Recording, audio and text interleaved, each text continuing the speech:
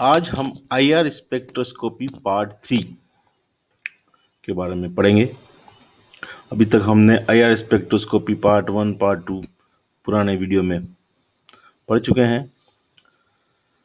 अभी तक हमने देखा कि किस प्रकार आईआर अवरक्त विकिरण के अवशोषण से अणु वाइब्रेशनल लेवल्स में इलेक्ट्रॉन को ट्रांजिट करके आईआर स्पेक्ट्रा देता है या अवशोषण आईआर स्पेक्ट्रा में अवशोषण बैंड बनाता है। हम पहले भी कह चुके हैं कि केवल उन्हीं मॉलिक्यूल में अवरक्त विकिरण अवशोषित होते हैं, एब्जॉर्ब होते हैं, जिनमें डाइपोल मोमेंट चेंज होता है, द्विध्रुव आघूर्ण में परिवर्तन होता है। इसीलिए अपन ये वापस आज पढ़ रहे हैं कि आईआर स्पेक्ट्रोस्कोपी पार्ट 3 में selection rules. We know that infrared light is absorb only when a change in dipole moment of molecule takes place. मैंने पहले भी बताया कि जब किसी भी अणु के द्विध्रुव आघूर्ण में परिवर्तन होता है तभी अवरक्त प्रकाश अवशोषित होता है। So some of fundamental vibrations are infrared active and some are not. It is govern by selection rule. मतलब आप कह सकते हैं कि डाइपोल मोमेंट के आधार पर कि जिन संक्रमण में या जिन कंपन में द्विध्रुव आघूर्ण में परिवर्तन होता है उन्हीं वो अवरक्त सक्रिय होते हैं, तथा जिन कंपन में द्विध्रुव आघूर्ण में परिवर्तन नहीं होता है वो आईआर इनएक्टिव होते हैं। इसके लिए हम सिलेक्शन रूल दिया गया, चयन नियम, वो भी यही कह रहा है, चाहे explain below. If A molecule has a centre of symmetry, अगर किसी अणु में सेंटर ऑफ सिमेट्री सममिति का केंद्र उपस्थित है, then the vibrations are centrosymmetric, तो कंपन जो हैं सभी सेंट्रोसिमेट्रिक होंगे and are inactive in IR. अगर अपन कहते हैं जब सेंटर ऑफ सिमेट्री अगर किसी मॉलिक्यूल में आ गई, इसका मतलब द्विध्रुव आघूर्ण जो है वो जीरो हो गया। तो अगर change in dipole moment zero हो जाएगा, या डाइपोल मोमेंट जीरो होगा किसी मॉलिक्यूल का, जिसके वाइब्रेशन सेंट्रोसिमेट्रिक होंगे, तो वो आईआर में इनएक्टिव होंगे।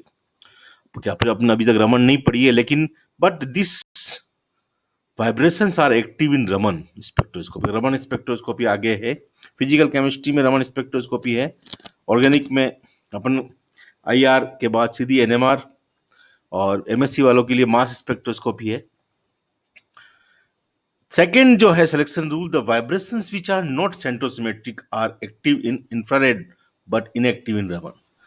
जिनमें सेंट्रोसिमेट्रिक नहीं होते हैं, यानी कि जिनमें डाइपोल मूवमेंट में परिवर्तन, द्विध्रुव आघूर्ण में परिवर्तन होता है, जिनमें सममिति का केंद्र उपस्थित नहीं होता है, वो अवरक्त क्षेत्र में एक्टिव होते हैं, इंफ्रारेड एक्टिव होते हैं, परंतु रमन में इनएक्टिव होते हैं।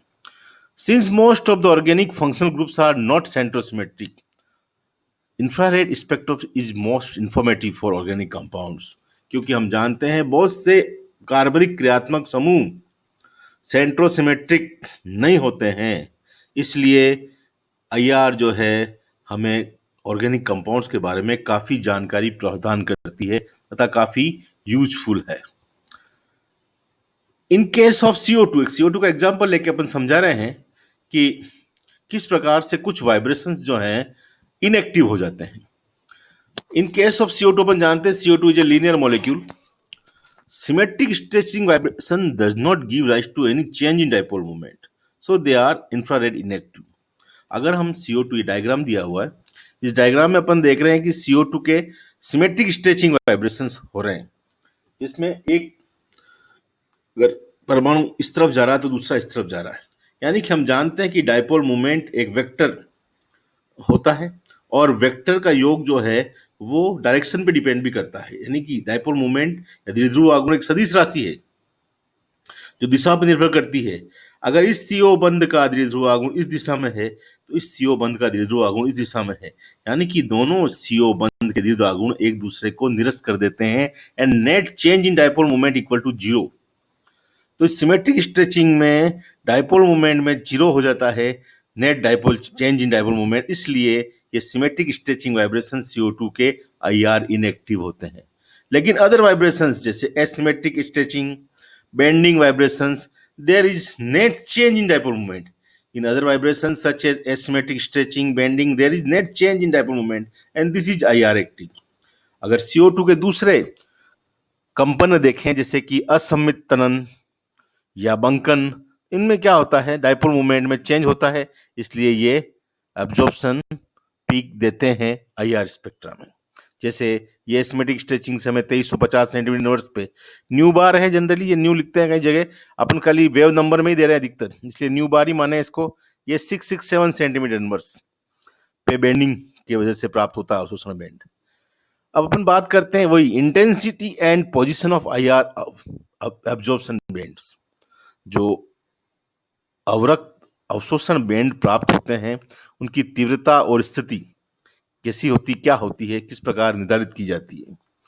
The intensity of absorption in IR depend upon the difference in dipole moment of two state. हम जानते हैं कि एक वाइब्रेशनल लेवल के डाइपोल मोमेंट और दूसरे वाइब्रेशनल लेवल के डाइपोल मोमेंट में जितना अंतर होगा, IR अवशोषण की तीव्रता उतनी ही ज्यादा होगी। So the intensity of absorption band can not be measure with great accuracy. इसलिए डाइपोल मोमेंट में डिफरेंस पर आधारित है, इसलिए अपन इसको बहुत ही यथार्थता से ज्ञात नहीं कर सकते हैं। लेकिन अगर if the most intense peak is assigned an intensity of 100%, then the relative intensity of other peaks can be estimated. अगर हम सबसे जो तीव्र पीक है, जो सबसे तीव्र बैंड है, उसकी इंटेंसिटी को 100% मान लें, तो दूसरी पिक्स जो है उनकी तुलनात्मक तीव्रता हम आसानी से ज्ञात कर सकते हैं, निर्धारित कर सकते हैं। Frequency of absorption is generally express in terms of wave number. न्यू बार अपन ने कहा पहले भी कि न्यू बार के रूप में निकालते हैं, क्योंकि wave number is directly proportional to frequency as well as energy. क्योंकि जो तरंग संख्या है वो आवृत्ति तथा ऊर्जा के सीधी अनुक्रमानुपाती होती है, इसलिए हम जो फ्रीक्वेंसी एब्जॉर्प्शन जो है या एब्जॉर्प्शन बैंड की जो पोजीशन है वो वेव नंबर के रूप में देते हैं कि कौन सा क्रियात्मक समूह कितनी तरंग संख्या पर अवशोषण बैंड देगा। अब बात करते हैं फैक्टर्स, कुछ फैक्टर्स अफेक्टिंग वाइब्रेशनल फ्रीक्वेंसी। मतलब वाइब्रेशनल फ्रीक्वेंसी यानी कि अवशोषण बैंड किस फ्रीक्वेंसी आवृत्ति पे प्राप्त होगा या किस तरंग संख्या पे प्राप्त होगा, इसको प्रभावित करने वाले कारक, कुछ कारक हैं जो जिसकी वजह से अवशोषण बैंड की स्थिति में परिवर्तन हो जाता है। Following are the sum of the factors responsible for shifting the vibrational frequency from their normal value। यानी कि जो कंपन आवृत्ति की सामान्य मान होते हैं उसे शिफ्ट कर देते हैं कुछ फैक्टर्स, उन फैक्टर्स को अपन पढ़ रहे हैं। सबसे पहला जो फैक्टर या कारक है वो है coupled vibration and Fermi resonance.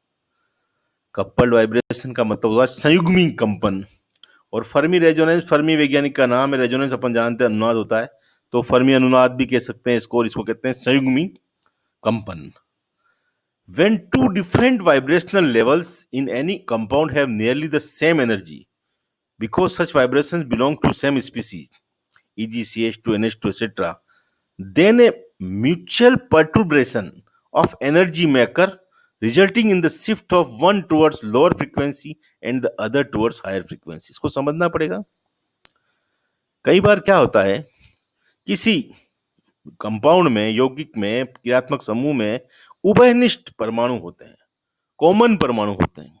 जब दो बंधों में कॉमन परमाणु होते हैं तो उससे क्या होता है कि उनकी जो कंपन होते हैं वो लगभग समान ऊर्जा पे अवशोषण प्रदर्शित करते हैं, लगभग समान ऊर्जा पे। जैसे कि CH2 समूह की स्ट्रेचिंग, सिमेट्रिक स्ट्रेचिंग और एसिमेट्रिक स्ट्रेचिंग वाइब्रेशन जो होते हैं वो क्या होता है, लगभग समान ऊर्जा पे होते हैं। उससे क्या होता है कि इनमें म्यूचुअल पर्टुर्बेशन ऑफ एनर्जी में occur, resulting in the shift of one towards lower frequency and the other towards higher frequency। इन दोनों में ऊर्जा के स्थानांतरण से एक उच्च आवृत्ति की ओर तथा दूसरा निम्न आवृत्ति की ओर खिसक जाता है। इसे हम कहते हैं coupled vibration। It is called coupled vibrations since these vibrations occur at different frequency, e.g. methylene group 2 absorption occur which corresponding to symmetric and asymmetric vibrations। In such case, asymmetric vibrations occur at higher wave number than they required for isolated CH stretching। अगर केवल CH group की stretching देखते हैं अपन, तो जो wave number हमें जहां प्राप्त होता है अवशोषण बैंड जिस वेव नंबर पर, उसकी तुलना में मिथाइलिन ग्रुप में दो अलग अलग अवशोषण बैंड प्राप्त होते हैं और अलग अलग आवृत्ति या वेव नंबर पर प्राप्त होते हैं। क्यों? क्योंकि उसका कारण क्या है? संयुग्मी कंपन। क्योंकि दोनों कंपन जो थे उनकी ऊर्जा में ज्यादा अंतर नहीं होने से वो आपस में क्या करते हैं, संयुग्मन कर लेते हैं और दो नए अवशोषण बैंड देते हैं। इसको कहते हैं अपन कपल वाइब्रेशन। इस कपल वाइब्रेशन से भी अवशोषण बैंड की स्थिति में परिवर्तन हो जाता है। फर्मी नाम मैंने बताया, एर्निको फर्मी वैज्ञानिक का नाम है, उसके नाम से आया। इसको फर्मी रेजोनेंस भी कहते हैं। A type of resonance occur as in the case of coupled pendulums. This type of resonance is called Fermi resonance. इसको डिटेल में अपन MSc वाले स्टूडेंट्स पढ़ना चाहें तो इसको IR शर्मा में फर्मी रेजोनेंस के बारे में पूरा दे रखा डिटेल्स में। थर्ड ईयर वालों के लिए इतना काफी है। आगे हम पढ़ेंगे सेकेंड, इलेक्ट्रॉनिक इफेक्ट्स। हम जानते हैं इलेक्ट्रॉनिक इफेक्ट जैसे कि inductive effect, mesomeric effect, field effect, प्रेरणिक प्रभाव, मेसोमेरिक प्रभाव, क्षेत्रीय प्रभाव, ये सब क्या करते हैं कि IR स्पेक्ट्रा में अवशोषण बैंड की आवृत्ति में या वेव नंबर में चेंज कर देते हैं। In IR spectra, change in the absorption frequency takes place due to electronic effects such as inductive, mesomeric, field effect, etc. कुछ एग्जाम्पल बताएंगे अपन। For example, due to -I effect bond order increases, thus force constant increases and hence the wave number rises। अपन पहले Hooke's law पढ़ा है, उससे पहले video में। Hooke's law कहता है कि जो न्यू बार या न्यू है वो फोर्स कांस्टेंट के और म्यू रेड्यूस मास पे डिपेंड करता है। फोर्स कांस्टेंट का मान अगर बढ़ता है तो न्यू बार का मान भी बढ़ता है। इसलिए क्योंकि -I इफेक्ट से बॉन्ड ऑर्डर इंक्रीज होता है तो फोर्स कांस्टेंट इंक्रीज होगा और hence the wave number rises. Example दिए जैसे अपन ने एसीटोन की न्यू बार की वैल्यू होती है सेंटीमीटर 1715, जबकि अगर इसमें एक -I प्रभाव वाला क्लोरो ग्रुप इंट्रोड्यूस करवा दिया जाए तो -I प्रभाव से ये फ्रीक्वेंसी शिफ्ट हो जाती है, न्यू बार शिफ्ट हो जाता है 1715 से हायर वेव नंबर की ओर 1725। दो क्लोरो ग्रुप लगाने से 1740 और चार क्लोरो ग्रुप लगा दें, मान लो टेट्रा क्लोरो एसीटोन, तो कभी 1750 और कभी कभी पोजीशन के आधार पे 1778 सेंटीमीटर इनवर्स पे प्राप्त होता है। तो आइसोमर्स होते हैं इसलिए अलग अलग प्राप्त होते हैं।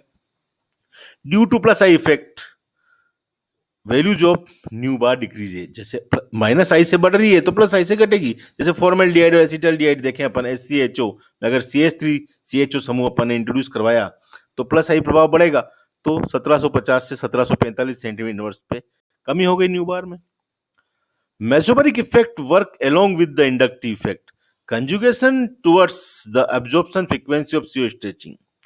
जैसे अपन कह सकते हैं कि जैसे अपन CO क्रियात्मक समूह लेके बात करते हैं कि ये एक एसीटोन है सिंपल, जिसका अवशोषण बैंड हमें 1715 म्यू बार पे प्राप्त हो रहा है। लेकिन अगर इसमें हम संयुग्मन बढ़ाते हैं, कंजुगेशन इंक्रीज करते हैं, एक विनाइल एक CH double bond CH2 group जोड़ा इसके कंजुगेशन में C डबल बॉन्ड के, तो इस कंजुगेशन से अपन जानते हैं रेजोनेटिंग स्ट्रक्चर बनेंगे, इसको मेसोमेरिक इफेक्ट भी कहते हैं। इस रेजोनेंस से क्या हुआ, 1715 से 1706 सेंटीमीटर इनवर्स पे आ गया। अवशोषण बैंड की जो वेव नंबर है, पोजीशन है, वो कम हो गई, तीव्रता नहीं, स्थिति में कमी हो गई। इसी प्रकार से एसिटोफिनोन में CO समूह पूरा रेजोनेंस में है, पूरी बेंजीन वलय के साथ अनुनाद में है, इससे और मेसोमेरिक इफेक्ट बढ़ेगा, तो इसकी न्यू बार में और कमी हो गई, 1693 सेंटीमीटर इनवर्स। तीसरा फैक्टर जो हम पढ़ रहे हैं वो हाइड्रोजन बॉन्डिंग। हम जानते हैं कि हाइड्रोजन बॉन्डिंग क्या होती है, हम first year, second year, 12th में सब पे पढ़ते आ रहे हैं, इसलिए हाइड्रोजन बॉन्डिंग के बारे में नहीं बताऊंगा मैं यहाँ पे। ड्यू टू, हम जानते हैं दो प्रकार की हाइड्रोजन बॉन्ड होती है, एक इंटरमोलिकुलर हाइड्रोजन बॉन्डिंग और दूसरी intramolecular hydrogen bonding. Due to hydrogen bond strength of to group decreases, so H bond या hydrogen bond brings about remarkable downward frequency shift.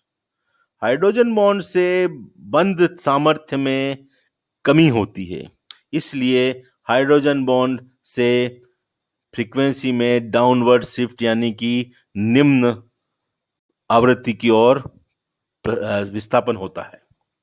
Stronger the hydrogen bonding, greater is the absorption shift towards lower wave number than the normal value. जैसे जैसे hydrogen bond प्रबल होगा, जो shift है वो भी towards lower wave number होगा।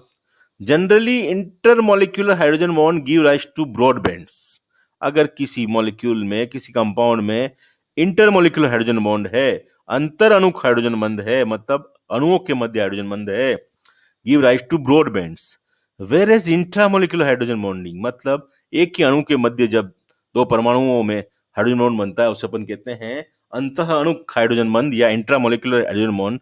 इससे हमें sharp and well defined bands प्राप्त होते हैं। तीव्र और सीमा, मतलब अपन कह सकते हैं निर्धारित सीमा वाले। अपन एग्जांपल देखते हैं एलिफेटिक अल्कोहल, जो ये अल्कोहल अपन पढ़ते हैं। Sharp bands appear at 3650 centimetres in dilute solution due to free OH group, while a broad band is noticed at 3350 centimeter due to edge bonded OH group। हम जानते हैं कि डाइल्यूट कंडीशंस में एलिफेटिक अल्कोहल में कोई hydrogen बंधन नहीं होता है, तो जो अवशोषण बैंड प्राप्त हो रहा है वो 3650 न्यू बार पे प्राप्त हो रहा है। लेकिन जैसे ही हमने क्या किया कि कंसंट्रेशन बढ़ाई, तो हमें क्या प्राप्त होता है, broad band notice due to H bond OH group, मतलब यानी कि हाइड्रोजन बॉन्ड बढ़ा तो क्या हुआ, न्यू बार की वैल्यू में कमी हुई। इस प्रकार हाइड्रोजन बॉन्ड से न्यू बार की वैल्यू में कमी होती है। लास्ट बॉन्ड अपन पढ़ रहे हैं bond angles. If bond angles of any compound change bond strength, then value of nu bar also changes। अगर बंध कोण में परिवर्तन से बंध सामर्थ्य में परिवर्तन हो रहा है तो न्यू बार का मान भी परिवर्तित होगा। For example in case of cycloalkanones, मान लो cyclobutanones, bond angle reduces which causes shortening of CO bond, thus CO stretching occur at higher frequency। समझ में आई बात कि साइक्लोएल्केनॉन्स में बंध कोण, साइक्लोब्यूटेनॉन की बात करें तो 120 डिग्री से कम करते हैं हम। 120 डिग्री कम करने से जो बंध लंबाई है उसमें कमी होती है, जिससे बंध सामर्थ्य में वृद्धि होती है। तो बंध सामर्थ्य में वृद्धि होगी तो सीओ स्ट्रेचिंग, अपन जानते हैं बंध सामर्थ्य में वृद्धि के साथ न्यू बार के मान भी बढ़ते हैं, तो CO stretching occur at higher frequency as compare to normal alkane. तो इस प्रकार अपन ने 4 पॉइंट्स का कारक देखे, सिलेक्शन रूल देखा, और अब इसके बाद हम पढ़ेंगे applications as well as fingerprint region, NIR, और लास्ट इसका जो भी बचे हुए पार्ट है आप इसको देखते रहिए और इसको लाइक कीजिए, सब्सक्राइब कीजिए। धन्यवाद।